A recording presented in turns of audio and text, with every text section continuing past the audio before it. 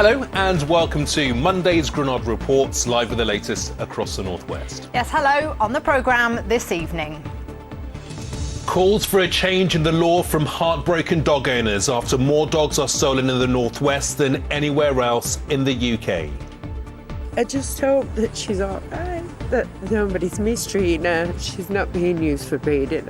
Okay. There's nothing there to stop people from stealing the animals because there's no consequences to what they're doing. The fight against holiday hunger is underway, but there are fears some children are still missing out. As thousands more are forced to isolate, could the pandemic lead to a food supply crisis? We're in the heart of East Lancashire, where a hidden gem is once again attracting attention. And our recent blast of summer might just be over for now. It's all changing the weather. The forecast is coming up.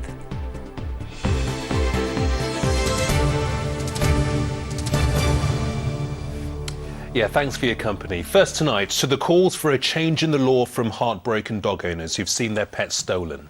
Yes, shocking figures released by the Kennel Club show that last year there were more dog thefts here in our region than anywhere else. 335 dogs were stolen here in the northwest in 2020. No suspect was ever identified in over a quarter of those cases. And that led to just one person being charged. Well, in a moment, we'll be hearing from one charity calling for tougher sentences for those who steal beloved family pets. But first, our reporter Tim Scott speaks to two women, both who've featured on the programme before, who are still hoping for that happy ending. Stolen with little chance of getting her back. Rosie the Labrador was taken from Elaine Hardy's back garden in Salford in December. It was 8:30, just let her out here for the toilet. I usually leave her 5 or 10 minutes to have a little mooch. And then I came back out to get her, and there was no sign. In the weeks that followed, Elaine searched frantically and used social media to try and track Rosie down, but to no avail, and she has to accept her beloved dog has gone for good. If I can get through a day without crying, I've done very well. And those days are only when I'm very, very busy. But coming in the garden every day, it's like it's a trigger because she's not here. I'd never thought anybody would have come and stole my dog. Samantha Hatton's beagle Star was stolen from her home in Rochdale in January. I just hope that she's all right, that nobody's mistreating her, she's not being used for breeding. Okay. And yeah, I'd love her home. A report by the Kennel Club shows the Northwest is now the worst region for dog theft in the UK. Over 330 dogs were taken here last year with not one conviction. It's shocking, it really is. Because there's no deterrent. There's nothing there to stop people from stealing the animals because there's no consequences to what they're doing. It's really been fueled by the pandemic, really. Dogs and puppies have become suddenly more valuable, more of a commodity. And, of course, alongside that, with demand exceeding supply, it has meant that they've become a very attractive item to sell. Prices have gone up and they've attracted the attention of the thieves, unfortunately. The Kennel Club are calling for a change in the law which presently treats dog theft in the same way as losing a phone or an item of furniture. So a dog is a member of your family. It has a huge value, an emotional value. And I've spoken to people who've had pets stolen, and they've said to me they'd much rather have their car stolen, their diamond ring or Rolex watch, far more than a dog. It's that not knowing what's happened to it. The National Police Chiefs Council said dog theft can be a devastating crime for families and cause considerable distress to owners. While it is still a very rare crime, it is sadly something we have seen increasing recently. While these offences can be very difficult to investigate, police understand how upsetting they are and will robustly follow any lines of inquiry. But those words will be of little comfort to the hundreds of households like Elaine's, longing for their stolen pets, but knowing there's little chance of seeing them again. Tim Scott, ITV News. Well, it is heartbreaking for those involved. And earlier, we were joined by Wayne May from the charity Dog Lost, who send thousands of volunteers out looking for stolen dogs every day. We started by asking about the effect this crime has on owners. the impact on owners has been absolutely huge. I'm constantly dealing with owners, even as today, that are suffering from anxiety, depression, and even PTSD. What do you think the answer to this is? I mean, do we need a change in the law? Absolutely, 100%. Myself, Dog Lost UK, SAMPA, Pet Theft Awareness, we're all trying to get the laws changed. At the moment, the penalties are not harsh enough. They don't befit the crime. We do know criminals are like making £5,000 to £10,000 plus. And if they get caught, they're looking at a paltry £250 fine. What's your take on how police handle dog thefts? Do you think they're taking it seriously enough? Yes and no. We have some forces across the UK that take it extremely seriously. Some forces, unfortunately, not so seriously. However, if we don't give the police forces across the UK the tools to work with, how can we expect them to work adequately? And on those tools, the government has set up this pet theft task force. Can you explain to our viewers what that is, and perhaps more importantly, whether you think it goes far enough? Well, the Pet Theft Task Force is quite new. It's primarily to look at pet theft and dog theft in question. Each force is signing up to this across the UK. And each of the people and each of the officers and the police forces in question are also pioneering for stiffer penalties. Is there anything that pet owners can actually do to try and stop themselves becoming a victim of their pet being stolen? Is there anything they can actually do? What I always ask owners personally is to remain vigilant, try not to walk your dog in secluded places, upgrade or make sure that your security at home is available, it's up to date. Also make sure your microchip details that are held in your dog, which is law, they're all up to date. Make sure the telephone numbers are up to date, your email addresses are up to date with the microchip company.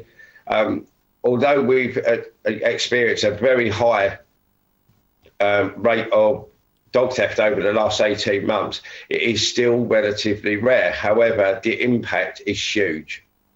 Some great advice there. Wayne, many thanks indeed for your time. Thank you. You're welcome. Thank you. Yeah, really interesting conversation with Wayne. Let's hope that the number of dog thefts in the northwest drops significantly over the next few weeks and months. Next this evening, for many families, the start of the school holidays bring with them a whole host of worries about the cost of keeping the kids fed. Yeah, in Oldham, a holiday camp is already up and running, feeding hundreds of children every day. It's been funded by the council and the government after a high-profile campaign for free school meals to continue through the holidays from footballer Marcus Rashford. Well, the government say they'll fund the meals through until September, but there are fears that some children are still being left without, as our political correspondent Leisha McNally now reports. At this holiday camp in Oldham, the aim is to give children a summer to remember after a year that many will want to forget. Not seeing people and not socialising is pretty weird and strange. So I've been playing some sports with friends and activities. Because your parents can still work and they can still earn money and you're just not on your phone every day. I get to meet other children and play activities, and when I'm at home I'm isolated from other children. We do different activities every day and today we played football. It's a full day of activities and a good meal. But for some families, the healthy lunches will serve another aim, tackling holiday hunger. Of the 100 kids booked in today, 70 are entitled to free school meals and can come here for nothing. In Oldham, we've got well over 10,000 young people that are eligible for free school meals. They still need to be fed, and really fortunately Oldham Council's really committed to support that programme. It's absolutely crucial. It's an issue Marcus Rashford brought into the spotlight last year, and he's now helping to spread the word about these activity camps taking place all over the country. Holiday hunger remains a huge concern for many families. Nearly a third of parents say they're worried about feeding their kids this summer. That rises to half in households where children are entitled to free school meals.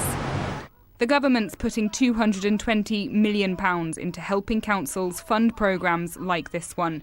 But there remain concerns that many across our region could be missing out on these lifeline services.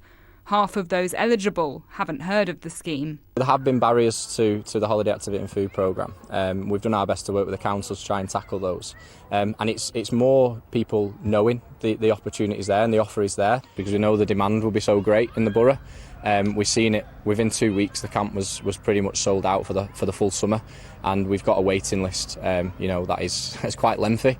So hopefully in the future we can open up more camps, more venues, and offer more spaces to families in the community. For the families that have spaces, today's camp is proving a big hit. People do struggle. Luckily, we've got family that we can rely on if we need to. But it's amazing. I absolutely love it, and these love it. He was up at 5 o'clock this morning, couldn't wait to come. Weren't you? Yeah. And I love being good, you know. The government's programme is funding this summer and the Christmas holidays. The hope being that while classrooms across our region are empty, children's bellies will not be. Leisha McNally, ITV News. Yeah, important issue, and they certainly look like they were having lots of fun. Well, talking of Marcus Rashford, the money raised after his mural in Withington was defaced is to be donated to a food poverty charity. A crowdfunding appeal was set up when the mural was vandalised after the final of the Euros. £40,000 was raised, and Marcus has asked that the money goes to Fair Share Greater Manchester. In a statement, he said, "At one of my lowest points, the outpouring of support around this mural really lifted me, and I'm truly grateful for that." Yeah, the community rallying round Marcus Rashford. Now, many of us will already know what it's like to be pinged by the government's coronavirus app. But tonight, there are warnings that it's leading to a crisis in the supply of food. Yeah, empty shelves have been spotted in some supermarkets, with companies further up the supply chain struggling to fulfil the demand because staff are isolating. One expert has told us major shops could be forced to ration some products if the problem continues. The shops don't really want to be going down the rationing rate because they are there as a business. But if they're unable to secure their supply chain routes on certain products, we may end up seeing medium-term rationing on key products. Well, we can join our reporter Victoria Grimes, who's live at one tanker depot on the Wirral. Vicky, the message is not to panic buy, isn't it? Mel, that's absolutely the message. No panic buying, because all that would do would make an already difficult situation even worse. What we need to be looking at the moment is the whole supply chain. So when you're looking at logistics, they have what you call the final mile. That's the bit between the distribution centre and the supermarket to get the products onto the shelves. But what we need to take more notice of is that whole supply chain going all the way back. And somebody who's going to tell us all about that now is Mike Ellis from Abbey Logistics. Mike, what are you seeing? We're seeing a perfect storm. The UK logistics industry was short of drivers as it was. This has been compounded by pandemic, not allowing new people to enter the sector, no training, no HGV tests available. IR35 legislation has reduced the number of agency drivers. The Brexit has reduced the number of EU citizens who can work in the country, and isolation rules make it less attractive for them too as well. Pinging on top of that would make things a lot more difficult. Well, the industry as a whole is already short of its thought between 65,000 and 100,000 drivers anyway, so pinging on top of that is not going to help at all, is it? And it's not just the drivers that it affects within your industry. That's correct.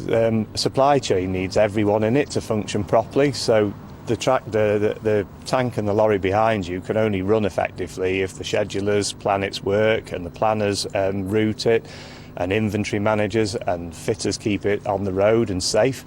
And they're very susceptible to being pinged because they work in groups together. So we can't function if that happens. So we need the government to apply a rule across the whole supply chain that makes everything run smoothly, not just the final bit to the supermarket, so we can keep on delivering hundreds of thousands of tonnes of ingredients to UK food manufacturers. And when you think about the things that these tankers here transport, I mean, you have tons and tons and tons of salts, sugar, very, very basic ingredients, but absolutely necessary for so many things. Chocolate, oil, that kind of thing. And you can see that really, can't you, why, if there's an issue with that supply chain, that we would potentially end up with an issue further down the line. Absolutely right. You can't produce food without every ingredient to go into it, and the packaging to put it in, and the distribution to deliver it to people. So you stop any one piece of it, and we feel at the moment the focus is all at one end, the final delivery point. If we don't deliver the ingredients in and the packaging doesn't go in, the food won't get to the final mile. So people don't need to worry. We just don't need any more problems to make a difficult situation worse. Okay, well, thank you very much indeed, Mike, for explaining it so well for us. That's it from us here now, so back to you in the studio. Lovely. Thanks ever so much, Vicky, on the Wirral. OK, still to come on the programme. Inspired by a school visit from an Olympian a decade ago, how Amy is finally gearing up for her first games. And the recent blast of summer has allowed the gardens to blossom. Check out this huge sunflower on the Wirral. Is yours as big as Stuart's? Let us know. And can it last over the next few days? Join me later for the forecast. That is a big sunflower. Sorry, I was just caught looking at that. Was stunned into silence because it was so big. Now, just a reminder that the search is still on to find someone to represent our region at the Daily Mirror Pride of Britain Awards. Yes, the glitzy awards night where the stars of the show are ordinary people who've done extraordinary things, and it's where this year's National Fundraiser of the Year will be revealed. So if you know someone who should be named our regional fundraiser and be in with a chance of getting that national title, why don't you let us know? Winners must be aged 16 or over, and entries for individuals only will be considered. You can head to itv.com/Pride of Britain and follow the links. The closing date for nominations is Friday the 13th of August, and full terms and conditions can be found at itv.com/Pride of Britain. Yeah, goodness me, still thinking about the size of that sunflower. Now, over the next few weeks, we'll be marking South Asian Heritage Month and exploring issues like identity and history. But tonight, we're hearing from the Northwest doctor who was born into conflict in his home country of Afghanistan. Wahid Aryan spends much of his childhood in refugee camps before arriving here in the UK with a dream of becoming a doctor. Here's his story.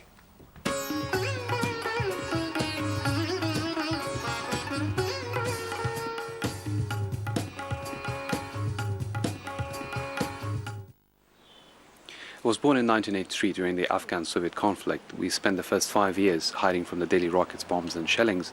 After that, we fled to Pakistan as refugees, and we stayed in a refugee camp. As a family of 10, we were living in one muddy room with temperatures rising up to 45 degrees, and I contracted tuberculosis.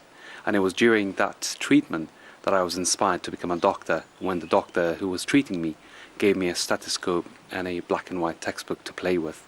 I saw firsthand the power of healing through the doctor who was treating me, and it inspired me. I wanted to do something. I came to the UK age 15 with no family support, hardly any education, with $100 in my pocket, but I came with a hope for safety and a dream to become a doctor. I was given a lot of kindness and compassion by the British people as a refugee, and I ultimately became a doctor in 2010. Aryan Teleheal is a charity that I founded in 2015. It connects medical experts in the UK NHS and across the world to doctors in Afghanistan and in other countries.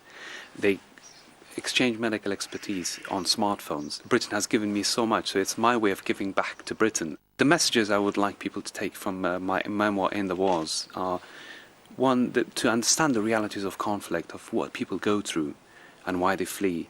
Inspiration even in the darkest moments of our lives. Thirdly, the power of not giving up on hopes and dreams despite facing adversities. And finally, to let people know that actually giving can heal ourselves, and it heals the society as well. And if we all come together, we can do a lot of good in the world. Absolutely wise words. What a fascinating story. Incredible. Yeah, and we'll have another inspiring story to mark South Asian Heritage Month on our programme next week. And finally, we're off to the lovely borough of Rossendale in East Lancashire. Yeah, once threatened with closure, the Whitaker Museum is once again opening its doors to the public. The Whitaker has been going for over 100 years, and Paul Crone went for a closer look at what the museum has to offer a new generation of visitors.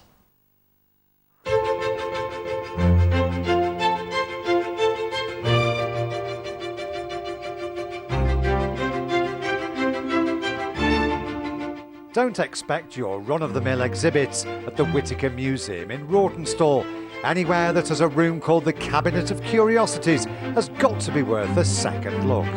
Threatened with permanent closure back in 2003 and shot through the majority of the pandemic, a major facelift has given the Whitaker a new lease of life. It's now open again to the public. The thoughts and well wishes from people have been absolutely heartwarming. It's just been fantastic, and as importantly, the funders are so blown away by the place that, you know, in East Lancashire, this is going to be culture for the next 100 years.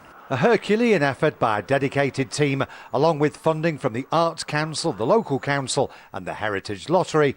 The Whitaker is keen to challenge people's usual perception of a museum.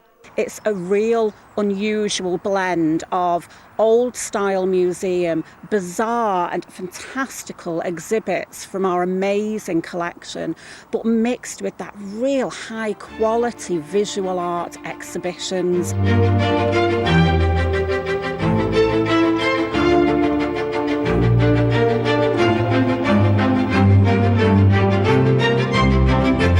The historic building, set in stunning surroundings, belonged to a one Richard Whitaker, who began his working life in a local mill, aged 6. Now, philanthropist Richard Whitaker, who owned the house, gave it to the people of Rossendale back in 1902 to, as he said, be educated and to take the air. It's about really coming and investigating our past, where we've come from. It's about education, it's about our history. There's a lot of questions being asked as the world's been thrown up in the air. We want to be central to that. We won't be central to that unless we bring volunteers and local people with us. And it would seem all the exhibits are happy to be on view once more. Paul Crone, ITV News, Rawtenstall. Definitely worth a visit. Yeah, just itching to get back to museums. Now, let's get the weather. Here's Joe. Now that is brew weather. And only boiling what she needs. United Utilities sponsors ITV Granada weather. Big up you, sis. Thank you. A very good evening to you. If you like it fine and warm, today may have just been the last for a while. All change weather-wise tomorrow with some heavy thundery showers moving in across the region. After that, a real cooling down to our weather as we go through the rest of this week. And it's all thanks to low pressure, which tends to dominate things across the UK weather-wise for the next few days. Bands of showers, tomorrow around them some warm sunshine. But after that, a real cooling down of temperatures as we roll towards next weekend. In the meantime, this evening, still holding on to that warm air. And overnight tonight, clear skies for many, a gentle breeze, a few mist patches. And as we go through the night, 13 or 14 Celsius away from towns and cities. By dawn, just knocking on the door of the Isle of Man, we'll begin to see more cloud and the threat of a few showers. And then there's more to come for all of us tomorrow. First of all, though, the sun will be rising at 16 minutes past 5 tomorrow, setting at 9:17. Tomorrow then, perhaps a dry start where you are, a little bit of low cloud and mistiness, bright or sunny spells at first, but quite cloudy conditions. And during the course of tomorrow, certainly by lunchtime, bands of thundery showers will be moving up from the Midlands across northwest England and one or two for the Isle of Man, perhaps. Within them, hail, perhaps a rumble or two of thunder. We have a yellow warning in place from the Met Office to cater to that. If you're travelling, it does mean potentially very heavy downpours, difficult driving, surface water and spray, and even the risk of some localised flooding in a few spots tomorrow. Around the showers, warm spells of sunshine and temperatures making 23 Celsius. But tomorrow evening, still the potential for further showers. And the rest of the week looks fairly changeable. Showers, the order of the day. That's the weather. Here's the pollen. United Utilities sponsors ITV Granada weather. 2 sugars, please. Oh, lovely.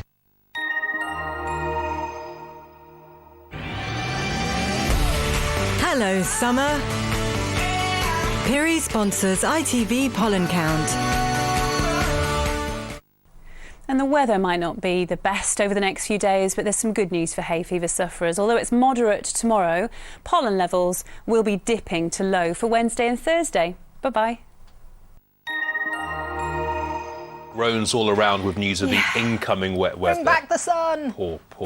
Just before we go, there's time to say a huge well done to 18-year-old Melissa Grace. Yeah, Melissa, who's from St Helens, celebrated her birthday by climbing Mount Snowdon at the weekend with help from a team of very willing volunteers. She has Angelman syndrome, a condition that affects the nervous system. The trek raised money for Melissa's care and the Steve Prescott Foundation. Fantastic stuff. Well done to you. Well, I'll be back with the late news tonight, just after 10:30. But for now, have a great evening. Bye-bye.